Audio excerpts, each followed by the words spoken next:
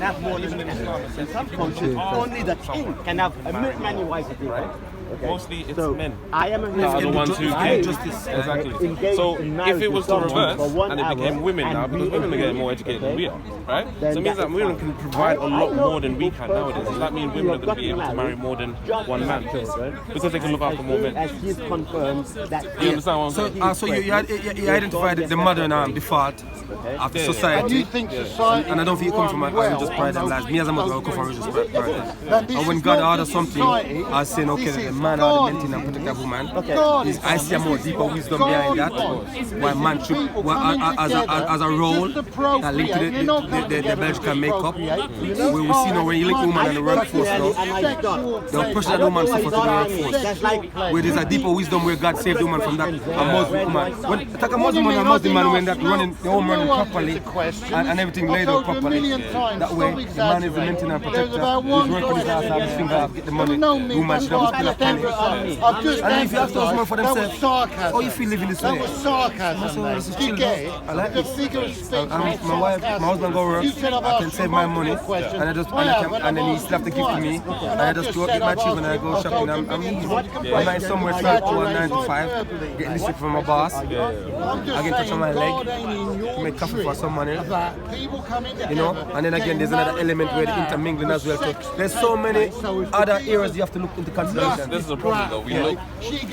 What you said to me, like I'm looking from a non-religious perspective, and you're looking more from a religious perspective. Trying to take all of the context, all of the background wisdom behind it as well. That's fair enough, but we have to do it both ways as well. We have to look at the historical context as well. We have to make sure that we're separating legitimate ordained orders from God in comparison to ordained orders from man. Because it's no mystery as to why men in particular have, for the dawn of time, controlled the sexual market. And this can be explained biologically, this can be explained historically, this can be explained quite simply as men trying to control society. Because let's break it down.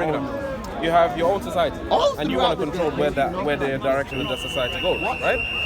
Do you allow your women to sleep with everyone from different tribes? Or do you make it more exclusive to your tribe so that everyone that you have rule and authority over are from your tribe?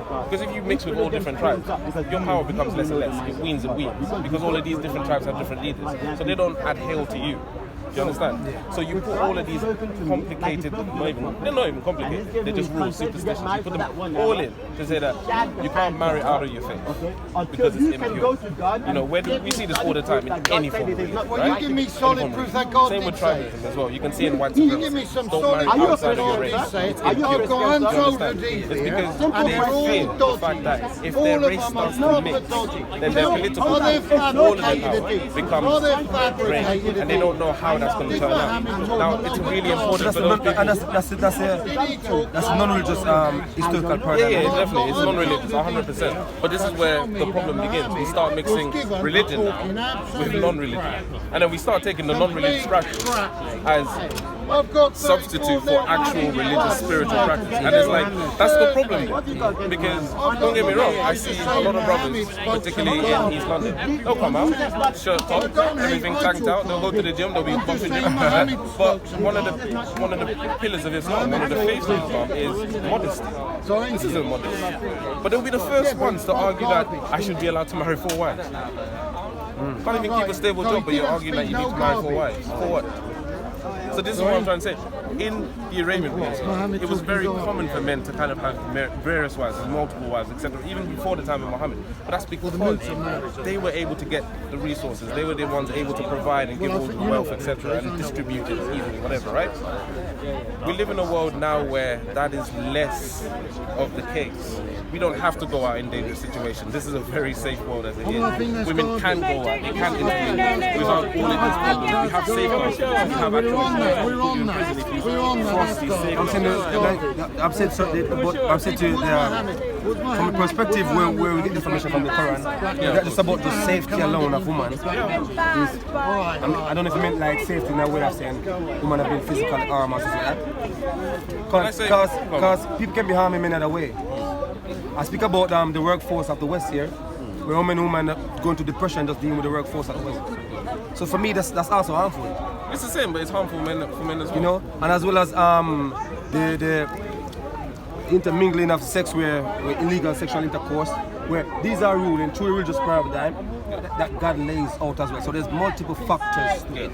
Yeah, but this is again where we're mixing the irreligious perspective with the religious perspective. The religious perspective of purity, the religious perspective of, you know, having one partner and having that one partner only, etc. blah blah, right?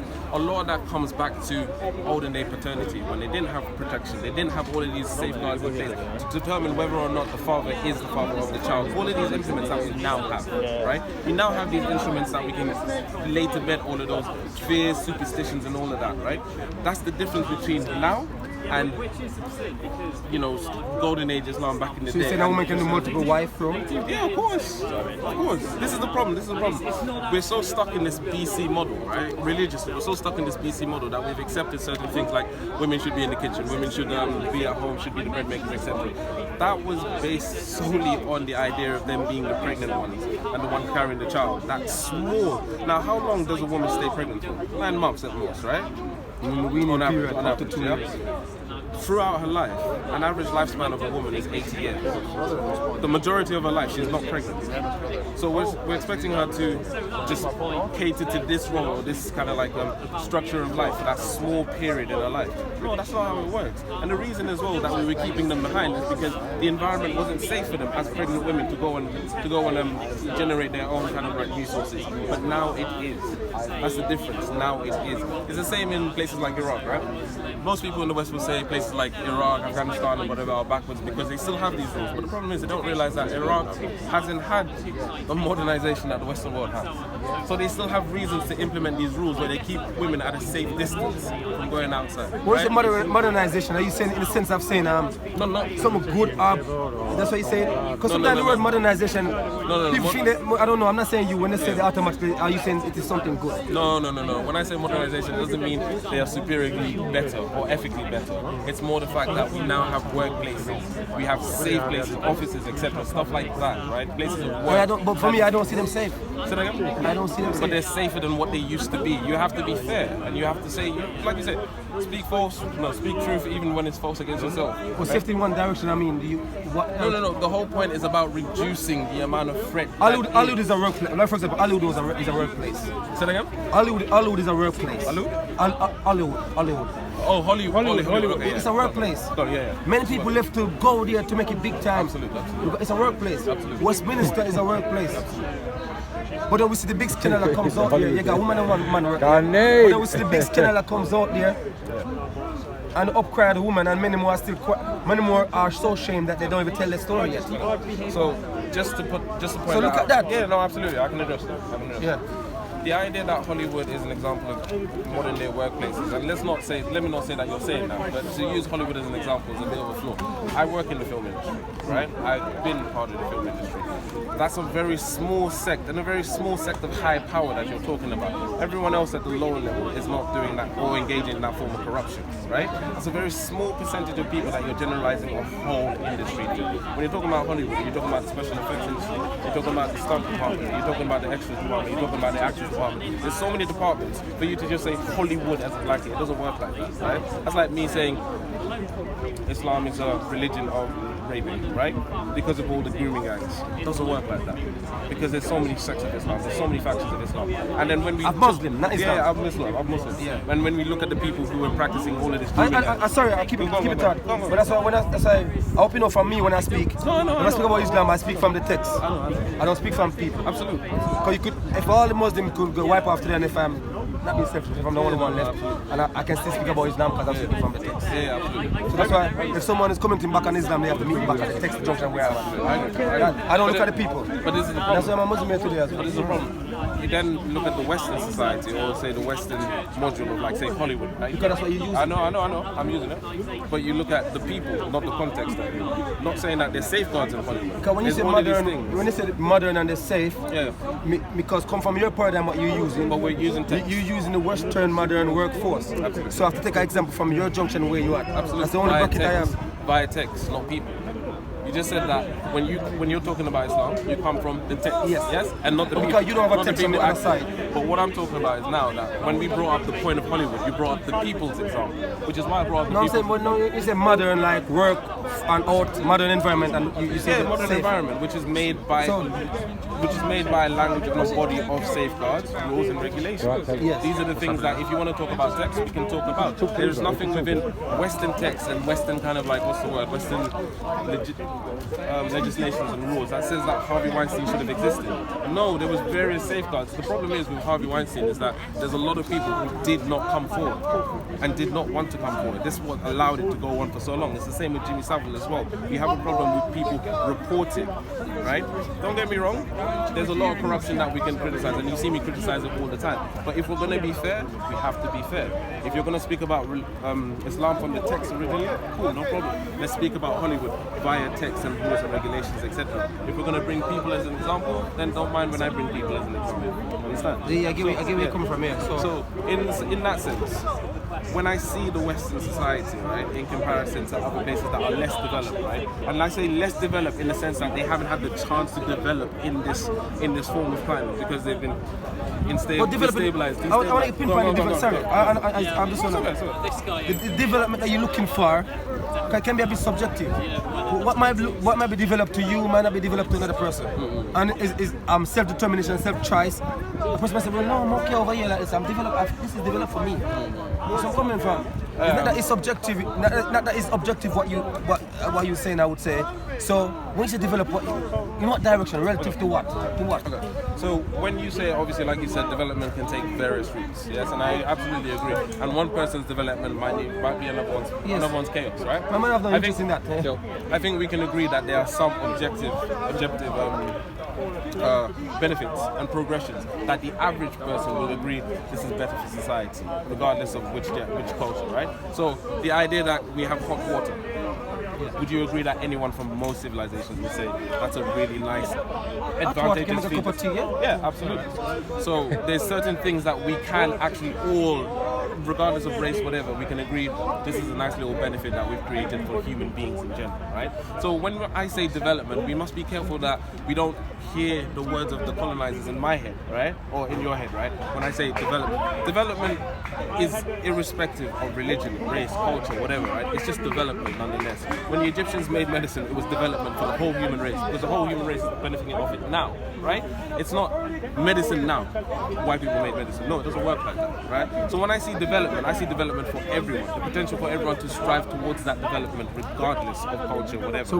But moral and materialistically, all across the board, you're talking development.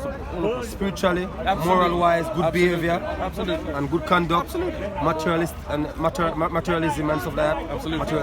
So when we talk about West, again, one of my biggest criticisms of the West is the fact that it's a very material-oriented culture, very material. So we've materialized it to the point where the human being is a lot less worth than the resources that big corporations generate. And that's the problem. That's the biggest problem with the West, right? And this is why I'm a leftist personally, because I have big criticism of that. I don't have a problem with capitalism. I just have a problem with toxic capitalism, right? But we need to be fair and we need to be honest and say that they've given themselves the opportunity to develop surroundings, atmospheres, environments, right, that allow for more opportunities. Because freedom is the ultimate accountability, right? Without freedom, we're living rules. We're living just by a program. But I don't think no freedom is here. No, absolutely. I've been looking two different lenses. No, I actually agree. I agree. What I'm trying to say is, freedom, the reason I brought freedom up is because ultimately most religious people believe in an end day or a judgment day, yes?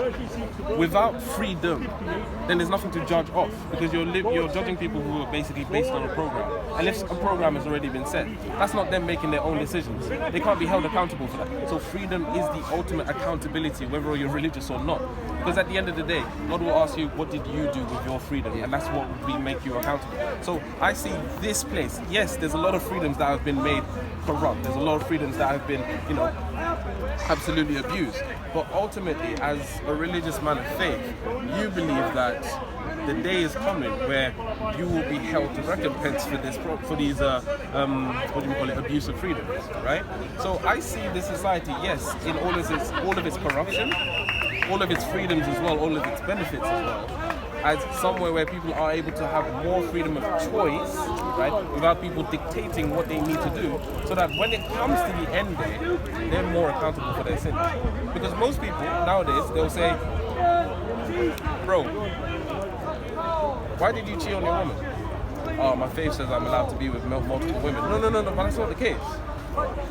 Why did you cheat on her? Why did you betray her trust? Oh, she should know this anyway because no, that's not how it works. Do you know what I mean? And then at the end of the day, he feels like he's not accountable because he's just following his culture, he's following his religion, he's following his faith, right? That's not accountability. When you have freedom, you have the freedom and you have the knowledge as well to know that you should be doing better. So that when you come to court and they say, why didn't you do better? You will have no reason because you chose that option. So freedom to choose between one or another thing. Yeah. Is because you have to have something there. To have freedom to choose, you have to have something there, innit? Yeah. To choose between. Yeah, absolutely. So that's what we meant in a religious context. Yeah. No, absolutely. The Most High created us and give us both ways. And he laid it out for us. That is right with his infinite knowledge. Yeah, absolutely. And his all wisdom, all wise status. That is right for us. That is wrong for us. Our maker, our creator. Absolutely. So whosoever will let him believe. You in the middle with that free will to choose between what he says wrong or right. Absolutely. But even at times, if we forgetfulness, the Most High tell us on the same scripture from religious part, where out of forgetfulness, when you remember that you make amends. The Most High said there's no blame on you. Yeah. He says if he evil in the state of anger do something wrong, but when your anger subsides and you make amends, the Most High still don't put no blame on you. Yeah. The Most High says, instead of ignorance, he don't punch a people until he send a messenger to them, make clear to them, give them meaning, knowledge of right and wrong. Absolutely. No, for me, coming from the text of the Islamic teaching, that's a more just society compared to this. I agree. I see people coming from overseas here as tourists. I'm in Manchester. Real case I'm experience. Just land here like the day before, and the guy come and say, "Oh, you dropped the rubbish on the street." In Manchester, the guy from the country. Yeah. Right? So I have to step in and say, what are you doing? Because the guy, they're paying me. They like the way they jump on it. Yeah. But I was jumping to see what's up anyway. Yeah. So the guy barely understand English. I said, I was when he came here, he's from somewhere, we're from Malaysia. Yeah. But just came here recently. I said, did you at least give him a warning and tell him the rule? Oh, you know the rule of this place. But in Islam, we got no punishment and a messenger come telling me the rules. Absolutely. But so then it makes you think, in this democratic system, it should be optional in school where you teach from children age, they know the law all the way through. They don't move. And for me, that's the biggest injustice. I agree. The next biggest injustice in this democratic system, absolutely. Where if we're going to compare to Islamic and from Islamic teaching from the text, where democracy is the only working organization, the only system where the employee pays the employer wages, but still, the employer, the people, yes, and sorry yeah, the taxpayers, we are the true employer, and the MPs and the government and the police, they are the employees. But look here now, it's the only working job organization you have where the employees have more say than the employer. The policeman could come here and bully us and push us around, but we pay his wages. You should be able to sack with an employer. If you go to any job you work, Foot Locker, your employer can sack you instantly if you mess up. Get out. You're fired. Yeah. But with this system, no public sector people, none of them is a taxpayer.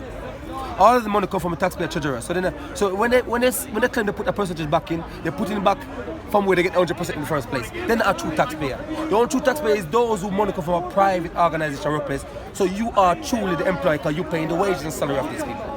But still, these people have more say over you telling you what to do. I was going to say,